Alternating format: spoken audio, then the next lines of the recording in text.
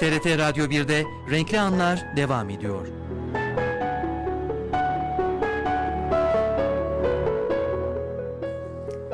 Sevgili dinleyenler, saatimiz 14.22 gösteriyor. Yine önemli konuklarımız ve konumuz var. Sanal dünya, internet dünyası diyeceğiz. Daimi konuğumuz, öyle söyleyelim. Evet. İnternet pazarlama danışmanı ve Kültür Üniversitesi öğretim görevlisi Sayın Aytaç Mesci. Hoş geldiniz. Merhabalar, hoş bulduk. Ve de bir diğer konuğumuz İyi Çözüm Firması Genel Müdürü Sayın Alparslan Ömür. Hoş geldiniz. Hoş bulduk, teşekkürler.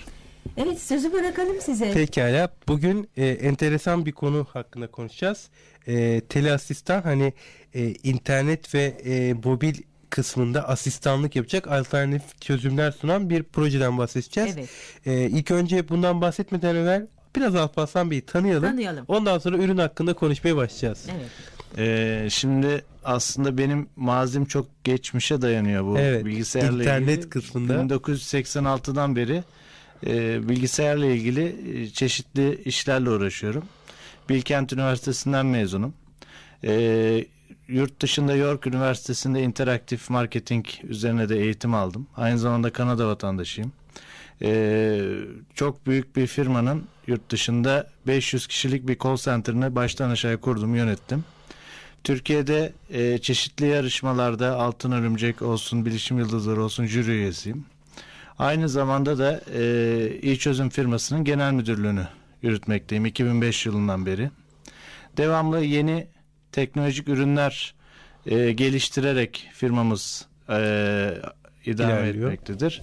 Ve standart ürünleri satmıyoruz biz. Hep yeni, kendi bulduğumuz veya kendi geliştirdiğimiz ürünleri sadece pazarlıyoruz. Yani kimsede olmayan ürünler veya yeni veya farklı bir yorumla yapılmış ürünleri çıkarıyoruz. Bu teleasistan nedir? Biraz bize ondan bahseder misiniz? Teleasistan, isterseniz bunun ilk çıkışından biraz bahsedeyim. Ondan çok sonra da nasıl bu hale geldiğinden bahsedeyim.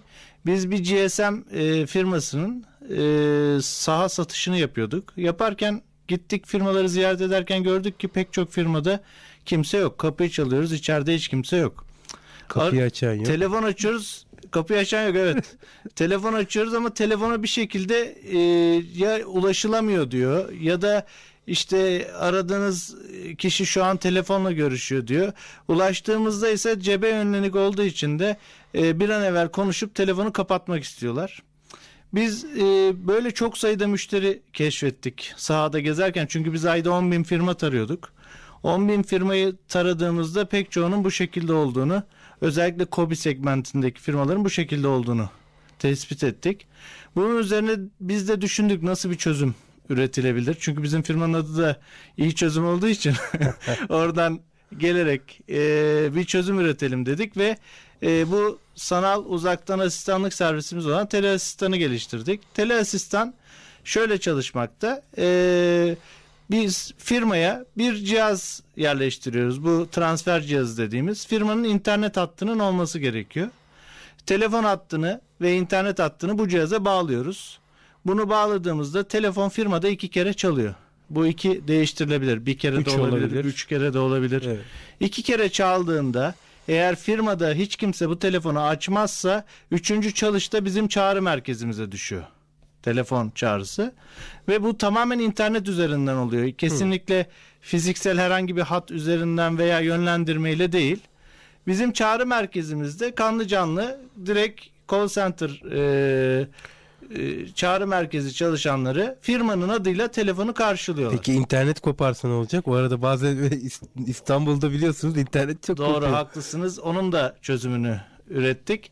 İnternet koparsa yedek GSM üzerinden çalışan bir cihaz takabiliyoruz. Bu riski almak istemeyen müşteriler için. Böylelikle internet koptuğunda GSM üzerinden internet devreye giriyor ve yine işler aksamamış oluyor. Anladım. Peki devam edelim. Telefonu firmanın adıyla karşılıyoruz. Firmanın adıyla karşıladığımızda direkt CRM sisteminden bir pop-up ekran açılıyor. Bu ekranda firmanın bilgileri oluyor. Ve müşteriler telefonda 10 soruya kadar cevap veren kişinin karşısında mı? Tabii. Cevap veren çağrı merkezi personelimizin karşısında firmanın bütün bilgileri çıkıyor bir anda. Sanki o firmanın elemanıymış gibi cevap verebilir hale geliyor. Aynen o şekilde. Burada 10 taneye kadar sorulara cevap alabiliyoruz firmadan ve o soruları cevaplayabiliyoruz telefonda.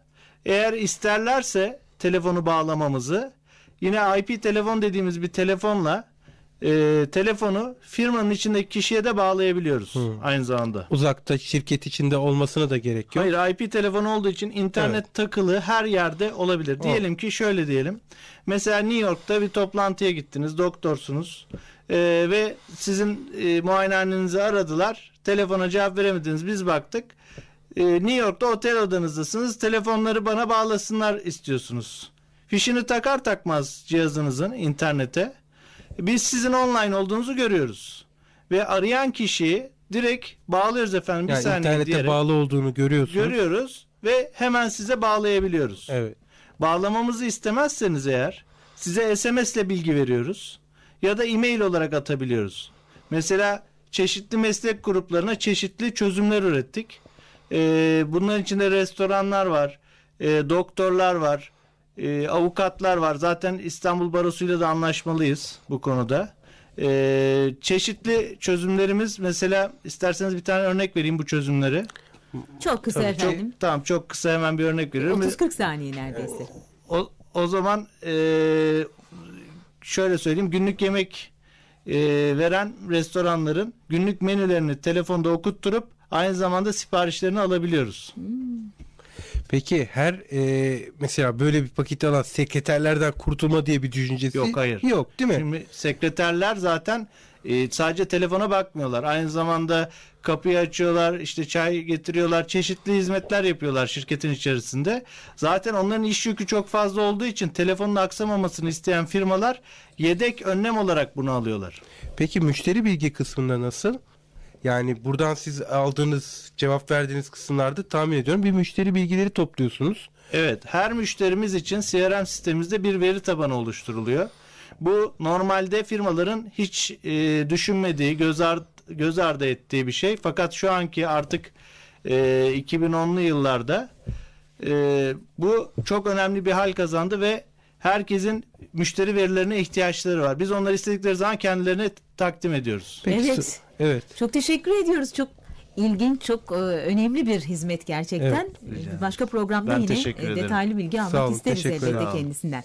Efendim, Aytaç Mesci ve Alparslan Ömür'dü konuklarımız. Her ikisine birden teşekkür ediyoruz. Artık veda vaktidir. Renkli anların sonuna geldik. Serpilerim Nigar Yer'den Burhan Cengiz, Dilek Demir, Bilek Topçu. Güzel bir gün dileklerimizle ayrılıyoruz huzurlarınızdan.